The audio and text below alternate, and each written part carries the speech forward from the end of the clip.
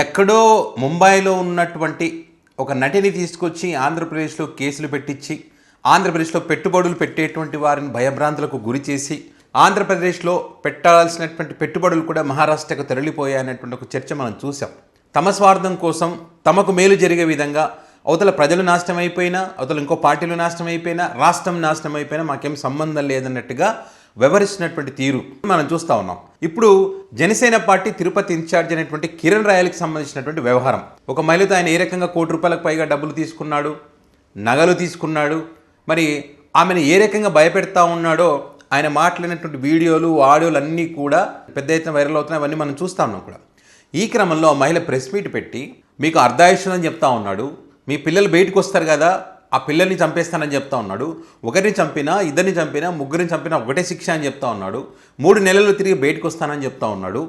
So ఈ రకంగా చేస్తూ ఉన్నారని చెప్పి ఆ మహిళ ప్రెస్ మీట్ పెట్టి పాపం చంద్రబాబు నాయుడు గారిని, పవన్ కళ్యాణ్ గారిని, జగన్ గారిని ఇట్లా అందరూ కూడా నాకు సపోర్ట్ చేయండి అని చెప్పి ఆ మహిళ ప్రెస్ మీట్ పెట్టిన పరిస్థితి. నన్ను చంపడానికి కిరణ్ రాయల్ ప్రయత్నం చేస్తూ ఉన్నాడని చెప్తే ఈరోజు ఏం జరిగింది? ఆ మహిళకు న్యాయం జరిగిందా రాష్ట్రంలో? కిరణ్ రాయల్ ఏదైతే చెప్పాడో, కిరణ్ రాయల్ తన పై చేయిగా ఉండాలని చెప్పి ఆ మహిళ ఫ్రాడ్ అని చెప్పి తనదేది తప్పు లేదన్నట్టుగా అప్పుడెప్పుడో గతంలో జైపూర్లో ₹1,00,000 సంబంధించినటువంటి ఒక కేసు ఉంటే, చెక్ బౌన్స్ కేసు ఉంటే దానికి సంబంధించి ఇప్పుడు జైపూర్ పోలీసులు వచ్చి ఆ లక్ష్మిని అరెస్ట్ చేసినటువంటి పరిస్థితి ఆంధ్రప్రదేశ్లో మనం చూస్తూ ఉన్నాం. మరి ఇన్ని రోజులు ఏమైపోయారు? చాలా రోజులుగా కేసు ఉందని చెప్తా ఉన్నారు కదా, మరి ఎన్ని రోజులు జరిగిన అరెస్టు మరి ఇప్పుడు ఎట్లా జరిగింది?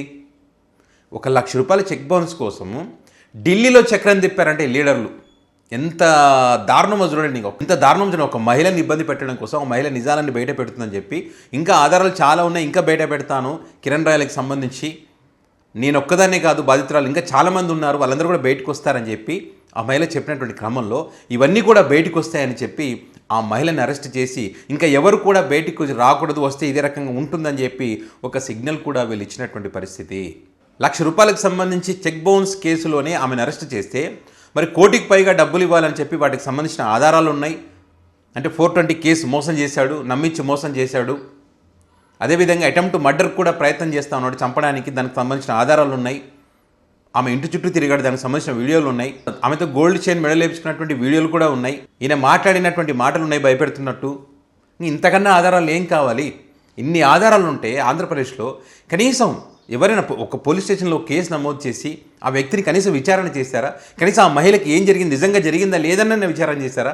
ఆ మహిళ చెప్పింది అబద్ధమే అనుకుందాం, కనీసం విచారణనన్నా చేశారా? కనీసం అధికారం చేతిలో ఉంది కదా అని చెప్పి ఈరోజు ఆ మహిళ అన్ని నిజాలు బయట పెడతా ఉంది, వీళ్ళకి సంబంధించినటువంటి చీకటి కోణాలు బయట పెడతా ఉందని చెప్పి ఆ మహిళను అరెస్ట్ చేసిన పరిస్థితి. దీన్ని మళ్ళీ డైవర్ట్ చేస్తూ వైసీపీ పార్టీ వాళ్ళ కుట్ర అంటారు.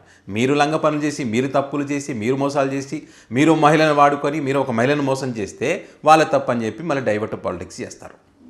మరి పవన్ కళ్యాణ్ గారు మీరు చెప్పారు కదా సార్, ఆడవాళ్ళని టచ్ చేయాలంటే వణికిపోవాలని చెప్పి ఈరోజు మిమ్మల్ని అడుగుతా ఉంది ఆ మహిళ, ఒంటరి మహిళను సార్, నన్ను కాపాడని మీ పార్టీకి చెందినటువంటి లీడరే ఈ రకంగా చేస్తూ ఉన్నాడని చెప్పి ఆమె వేడుకుంటుంటే మరి మీ కళ్ళకి కనిపించడం లేదా? మీ చెవులకు వినిపించడం లేదా?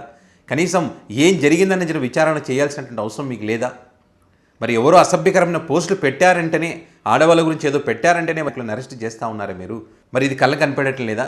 ఏ పార్టీలోనైనా ఎవరైనా సరే ఎవరు హింసించినా, ఎవరిని బాధ పెట్టినా, ఎవరిని అసభ్యకరంగా మాట్లాడినా పార్టీలు చూడడం ఇక్కడ అరెస్ట్ చేస్తామని చెప్పి రాష్ట్ర ముఖ్యమంత్రి వర్యులు చంద్రబాబు నాయుడు గారు కూడా పదే చెప్పినటువంటి పరిస్థితుల్లో మరి ఈ మహిళ ప్రెస్ మీట్ పెట్టి మిమ్మల్ని అందరూ వేడుకుంది కదా, మరి ఎందుకని మీరు ఆ మహిళ గురించి పట్టించుకోలేదు? ఎందుకని ఆ మహిళను ఇప్పుడు కావాలని ఢిల్లీలో చక్రం తెప్పి అరెస్ట్ చేయాల్సినంత అవసరం అంత భయపడతా ఉన్నారా? అంటే మీకు సంబంధించినటువంటి ఆధారాలు కానీ చీకటి కోణాలు ఆ మహిళ దగ్గర అన్నీ ఉన్నాయా?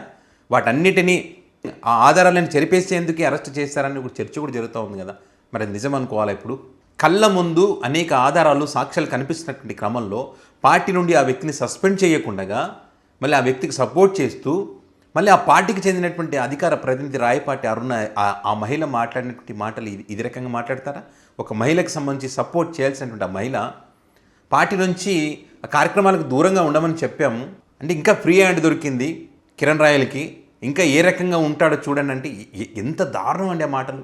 ఇన్ని రోజులు పార్టీలో ఉన్నారు కాబట్టి కొన్ని లిమిట్స్ ఉన్నాయి, ఇప్పుడు ఆ పార్టీ నుంచి కార్యక్రమంలో పాల్గొనకూడదని చెప్పాం కాబట్టి ఇంకా ఎక్కువ చేస్తారని మీ ఉద్దేశం? ఒక మహిళ ఉండి ఒక మహిళకు అన్యాయం జరుగుతూ ఉంటే ఈ రకంగా మీరు మాట్లాడేది? ఎక్కడో ముంబైలో ఉన్నటువంటి నటికి సంబంధించి మీరు అందరూ మాట్లాడారు కదా. రాష్ట్రంలో ఉన్నటువంటి ప్రతి ఒక్కరూ, కూటమి పార్టీలో ఉన్న ప్రతి ఒక్కరూ, ఈ నియోజకవర్గం ఆ నియోజకవర్గం లేదు, కార్యకర్తల దగ్గర నుంచి అందరూ మాట్లాడిన వాళ్ళే. హెలికాప్టర్లో ఆ మహిళను తీసుకొచ్చి, నటిని తీసుకొచ్చి కేసులు పెట్టించారు. వరదలు వచ్చినటువంటి క్రమంలో, గుడ్ల వల్లేరు కాదులు ఇష్యూ జరుగుతున్నటువంటి క్రమంలో అవన్నీ పక్కన పెట్టి ఆ నటిని తీసుకొచ్చి కేసులు పెట్టించి ఇటువంటి కార్యక్రమాలు మీరు చేశారే. మరి ఇదే రాష్ట్రంలో ఉన్నటువంటి ఆంధ్రప్రదేశ్కి చెందినటువంటి ఒక మహిళ, ఆ మహిళకు అన్యాయం జరుగుతూ ఉంటే, అధికార పార్టీకి చెందినటువంటి వ్యక్తి చేస్తూ ఉంటే, ఆ పక్క ఆధారాలు ఉంటే మరి ఎందుకని చర్యలు తీసుకోవట్లేదు? దీనికి సంబంధించి ఒక పత్రికలు కానీ, ఒక మీడియాలో కానీ, మేము మేధావులం అని చెప్పేటువంటి వ్యక్తులు కానీ, న్యూట్రల్ జర్నలిజం చేస్తామని చెప్పేటువంటి వ్యక్తులు కానీ ఎవరు కూడా నిజంగా ఏం జరిగింది విచారణ చెయ్యండి అని చెప్పి, విచారణ చేస్తే తేలుతుంది కదా ఈమె ఫ్రాడా కాదా, కిరణ్ రాయల్ ఫ్రాడా కాదా తేలుతుంది కదా, ఎందుకని విచారణ చేయట్లేదు, ఎందుకని కేసులు పెట్టట్లేదు అని చెప్పి ఎవరైనా ప్రశ్నించారా? ఎవరైనా అడిగారా? అడగలేదు. అదే ముంబై నటికి సంబంధించి ఫ్రంట్ పేజీల్లో, మార్నింగ్ డిబేట్లో, ఈవినింగ్ డిబేట్లో, సోషల్ మీడియా వేదికగా ప్రతి ఒక్కరు కూడా అదే చర్చ పెట్టారు.